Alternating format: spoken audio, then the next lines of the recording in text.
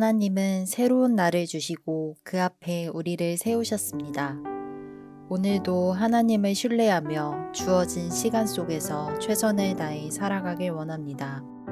다 함께 사도신경으로 우리의 신앙을 고백하겠습니다. 전능하사 천지를 만드신 하나님 아버지를 내가 믿사오며 그 외아들 우리 주 예수 그리스도를 믿사오니 이는 성령으로 잉태하사 동정녀 마리아에게 나시고 본디오 빌라도에게 고난을 받으사 십자가에 못 박혀 죽으시고 장사한 지 사흘 만에 죽은 자 가운데서 다시 살아나시며 하늘에 오르사 전능하신 하나님 우편에 앉아 계시다가 저리로서 산자와 죽은 자를 심판하러 오시리라. 성령을 믿사오며 거룩한 공회와 성도가 서로 교통하는 것과 죄를 사하여 주시는 것과 몸이 다시 사는 것과 영원히 사는 것을 믿사옵나이다. 아멘.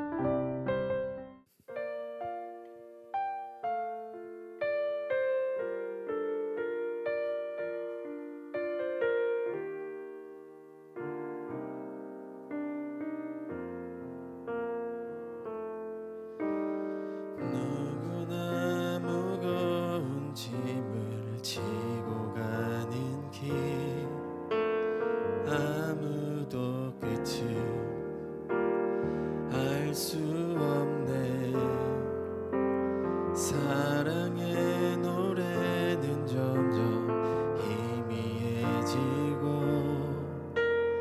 내일의 두려움 넘치지만 나는 오늘도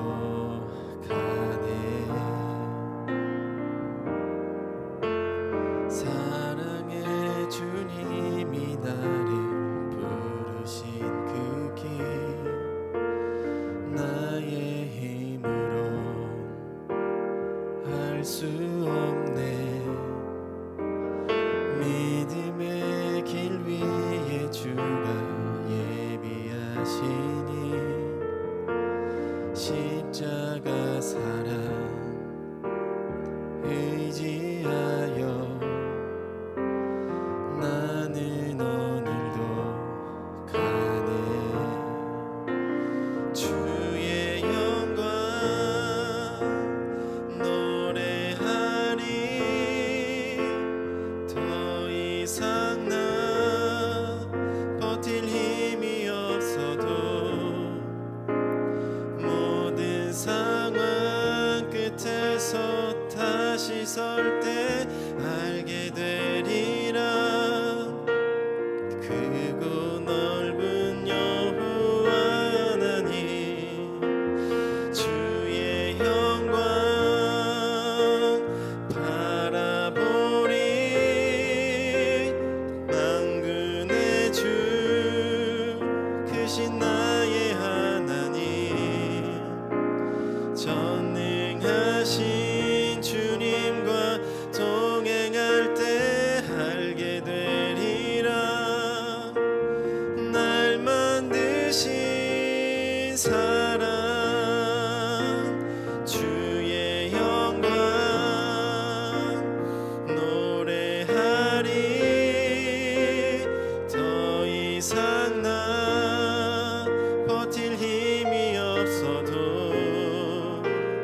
모든 상황 끝에서 다시 설 때 알게 되리라. 크고 넓은 여호와 하나님 주의 영광 바라보리. 만군의 주 크신 나의 하나님 전능하신 주님과 동행할 때 알게 되리라. 날 만드신 사랑 날 만드신 사랑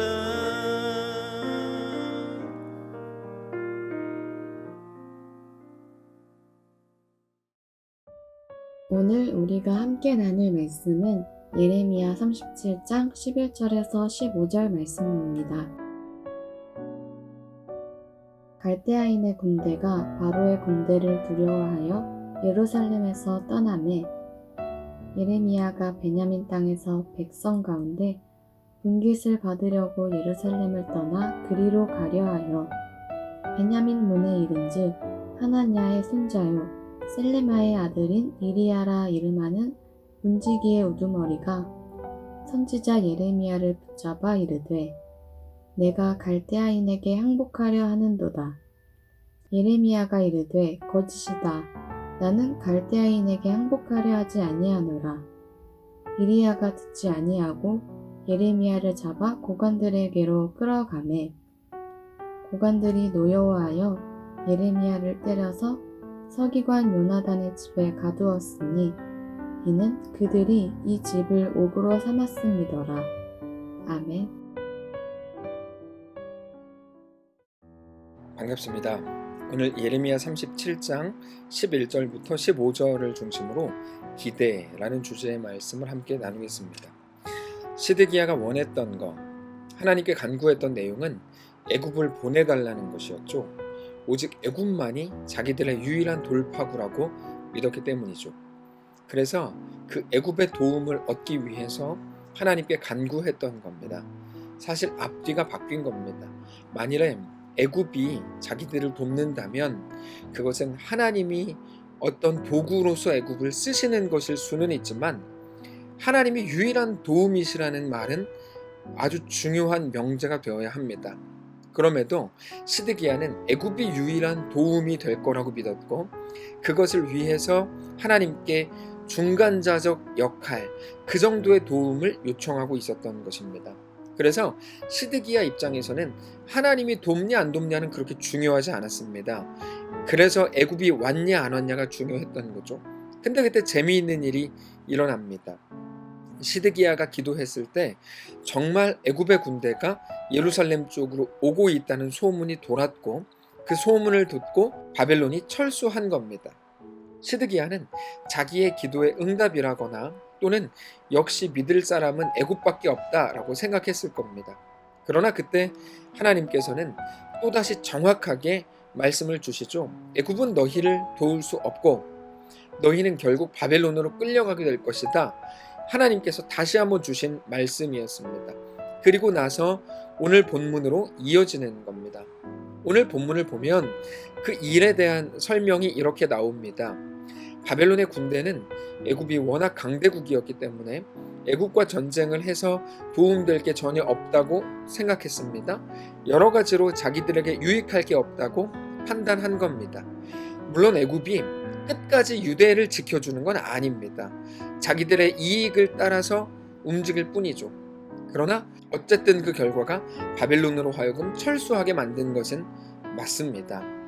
그래서 바로가 이끄는 애굽의 군대가 예루살렘에 온다는 소문을 듣고 바벨론 군대는 예루살렘을 떠납니다. 물론 그때까지만 해도 시드기야는 자기의 판단이 옳은 거라고 생각을 했을 겁니다. 그런 것은 중요하지 않습니다. 지금 당장 어떻게 보이는가, 내 눈에 무엇이 보이고 무엇이 느껴지는가, 그렇게 중요하지 않습니다. 왜 그런가 하면 어차피 이 모든 일들에 대해서 하나님께서 이미 말씀을 주셨기 때문입니다. 유다는 바벨론에 의해 멸망을 당할 것이고 그렇게 포로로 끌려가게 될 것이고 그러면 그때 포로지에서 온전한 하나님의 백성으로 세워진 후에 돌아오게 될 겁니다. 지금 모든 일들이 하나님의 그 말씀 안에서 이루어지고 있는 중이었던 거죠. 근데 오늘 본문은 사실 어떻게 보면 예레미야의 지극히 개인적인 이야기에 불과합니다. 예레미야는 기회가 생겼을 때 예루살렘을 빠져나와서 시골로 가려고 시도했습니다. 이미 예레미야가 너무 유명한 사람이 되었지만 이름 없는 사람으로 조용히 살고 싶었을 겁니다. 그 마음이 충분히 이해가 되죠. 그런 이유로 예레미야는 시골로 몰래 도망치고 싶었습니다. 11절인데요. 갈대아인의 군대가 바로의 군대를 두려워하여 예루살렘에서 떠남해 예레미야가 베냐민 땅에서 백성 가운데 분깃을 받으려고 예루살렘을 떠나 그리로 가려 하여 특별히 예레미야는 아나돗에 있었던 땅 중에 일부 유산으로 받아야 되는 땅이 있었던 것으로 보이는데 그거를 받으려는 이유로 아나돗으로 가려고 했던 겁니다. 근데 바벨론의 포로로 순순히 끌려가라고 외쳤던 예레미야에 대해서 워낙 불만을 가졌던 사람들이 많았습니다. 그들 중 어떤 사람이 그렇게 몰래 예루살렘 성을 빠져나가려고 하던 예레미야를 붙들었습니다. 그러면서 너가 바벨론에게 나라를 팔아먹으려고 하는 거 아니냐? 몰아세웠죠. 13절입니다. 베냐민 문에 이른즉 하나냐의 손자요 셀레미야의 아들인 이리야라 이름하는 문지기의 우두머리가 선지자 예레미야를 붙잡아 이르되 내가 갈대아인에게 항복하려 하는도다. 예레미야는 그 말을 들었을 때 나 그런 적 없다. 전혀 그럴 일도 없다. 내가 왜 바벨론의 나라를 팔아먹냐? 그렇게 항변했지만 사람들은 예레미야의 말을 믿지 않았고 일단 잡아서 때리고 감옥에 가두었습니다. 14절입니다. 예레미야가 이르되 거짓이다. 나는 갈대아인에게 항복하려 하지 아니하노라. 이리야가 듣지 아니하고 예레미야를 잡아 고관들에게로 끌어가매 고관들이 노여워하여 예레미야를 때려서 서기관 요나단의 집에 가두었으니 이는 그들이 이 집을 옥으로 삼았음이더라. 자, 예레미야에게 이제 오명과 누명이 씌워진 겁니다. 우리는 그 일, 억울한 일을 당하는 것에 대해서 자주 억울해합니다. 그러나 그건 그리스도인의 숙명입니다. 어제 주일에도 말씀을 드렸지만 많은 사람들이 시대의 문제라고 생각합니다. 시대가 코로나 시대고 세상 사람들이 점점 더 악해지는 문제라고 생각을 합니다. 그러나 사실은 그렇지 않습니다. 우리가 어려움에 처해 있는 것은 시대의 문제가 아니라 굳이 문제라고 이야기하자면 우리가 그리스도인인 것이 가장 큰 문제입니다. 근데 그거는 문제라고 말할 수 없고 사실 너무나 당연한 일이죠. 우리가 그리스도인이 되기로 했을 때 이미 수많은 영적 세력이 긴장을 하기 시작합니다. 그래서 세상이 가만두지 않습니다. 그래서 그리스도인은 억울함에 대해서 더 익숙해져야 됩니다. 억울함은 우리의 숙명과도 같은 것입니다. 그러나 그리스도인이 억울함을 견디지 못하겠다고 마음먹을 때 그때부터 상당히 많은 것들이 꼬이기 시작합니다. 우리로 하여금 온전한 그리스도인다운 삶을 살아가지 못하게 합니다. 그럼에도 우리가 기대하는 것은 우리가 순수하게 행하면, 착하게 행하면 세상도 우리에게 그렇게 순수하게 대해줄 것이라는 기대입니다. 그러나 그 기대는 자주 깨집니다. 당장 예레미야는 매우 순수하게 행했지만 예레미야를 상대하는 다른 사람들은 예레미야에 대해서 아주 독하게 행했습니다. 그래서 우리가 그 사실을 알아야 됩니다. 우리가 기대하는 것은 그리스도인으로 살면서 이 땅에서도 좋은 대우를 받는 것이지만 그럴 일은 없습니다. 하나님의 붙드심이라는 것은 우리 앞에 있는 모든 어려움을 사라지게 해주시는 게 아닙니다. 모든 어려움 속에서도 우리와 함께 하시는 것이 하나님의 붙드심이지 우리를 그저 편안하게 하고 아무 일도 일어나지 않게 하는 그런 방식은 아닙니다. 그런데 그렇게 함께 하심으로 인해서 비로소 우리의 모든 어려움과 우리 삶의 고통에 의미가 생겨나는 것입니다. 결국에 오늘 본문에서 예레미야가 당한 억울함, 그 오명과 누명은 사람들이 예레미야에게 악하게 행하기 위해서 한 일이었지만 실제로는 예레미야를 더 존귀하게 하고 더 깊은 의미를 담게 하는 일이었던 것이죠. 자, 예레미야의 지극히 개인적인 일이 오늘 본문에 왜 기록됐을까요? 바로 그것 때문입니다. 우리의 삶이 그와 마찬가지라는 것을 말씀하시려는 거죠. 우리 하나님이 우리와 함께 하심으로 우리 앞에 있는 모든 종류의 어려움과 고통에 비로소 의미가 생겨날 것을 믿으시기 바랍니다. 그래서 그 어려움으로 하여금 우리를 삼키지 못하게 하고 오히려 우리를 더 온전한 하나님의 백성으로 서게 할 것입니다.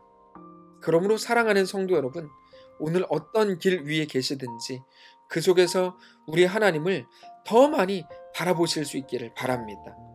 오직 하나님이 우리의 전부이신 것을 알아 우리의 모든 상황에 대해 이 일이 어떻게 될까 염려하지 마시고 오히려 그 속에서 우리를 더 존귀하고 온전한 하나님의 백성으로 빚어가실 우리 주 하나님을 신뢰하는 귀한 우리의 날들 되시기를 바랍니다. 기도하겠습니다. 살아계신 하나님, 우리는 억울함이 싫습니다. 못 견디겠습니다. 누명 쓰는 거 너무너무 힘듭니다. 힘겨운 일들 당하기 싫습니다. 그런데 하나님 안에서 그 모든 것들이 의미를 더하게 되고 가치를 갖게 된다는 것 우리가 오늘 확인합니다. 우리의 삶 가운데 임하셔서 우리의 삶도 오직 주 안에서 의미가 있는 것임을 깨닫게 하시고 주님과 함께 믿음으로 그렇게 동행하는 귀한 우리의 오늘, 우리의 이번 한 주 되도록 축복하시옵소서. 우리 주 예수님의 이름으로 기도합니다. 아멘. 사랑하는 성도 여러분, 하나님께서 오늘 하루를 우리에게 허락하셨습니다. 믿음을 가지고 주님께 나아가시기를 바라고 이번 한 주 하나님을 믿는 믿음 안에서 안심하시고 늘 행복하고 평안한 우리의 날들 되시기를 축복합니다.